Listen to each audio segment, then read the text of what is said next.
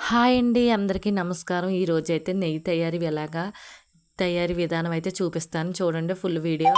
మనం రోజు పెరుగు తోడుపెట్టుకుంటాం కదండీ! దాని పైన మీగడైతే నేను డీప్ ఫ్రిడ్జ్‌లో అయితే పెడతాననమాట.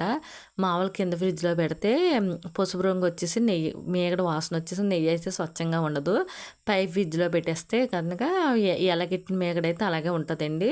అది మనం వారానికి ఒకసారి మీగడ బట్టి మనకు ఒక బాక్స్‌డ్ అవుతే మీగడ బట్టి చూసుకోవాలనమాట. మేమైతే కొంచెం వారానికి ఒకసారి 15 రోజులకు ఒకసారి అయితే చేస్తాననమాట. ఆల్రెడీ ఒక వీడియో పెట్టాం కదా! పెద్ద వీడియో.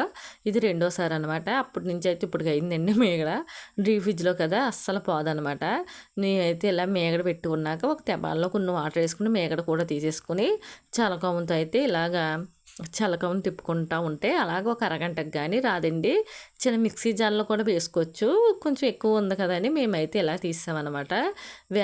వెన్న చూసారా ఎంత బాగా వచ్చిందో, తెల్లగా కూడా వస్తుంది. ఒక జిడ్డులాగా ఉంటుంది అనమాట. అసలు అంటుకుంటూ వదలదండి.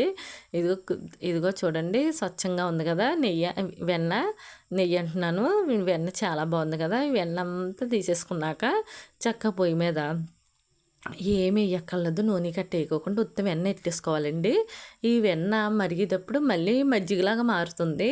మజ్జిగలాగా మారి మారి మారి పుల్లటి వాసన వచ్చేస్తుంది అనమాట. మనకు పుల్లటి వాసన వస్తే అసలు మనకి నెయ్యి తయారవ్వలేనట్టు అనమాట. మనం అలాగ మరగబెట్టాలండి. ఒక అరగంట సేపు అయినా మరగబెట్టుకోవాలి. సిమ్లో పెట్టుకోవాలండి, అడుగట్టేస్తుంది. చక్క సిమ్లో పెట్టుకుని జాయిగా మరగబెట్టుకున్నాక మళ్ళీ మజ్జిగ తయారయ్యాక మరి విరిగిపోయిన పాలులా తయారవుతుంది.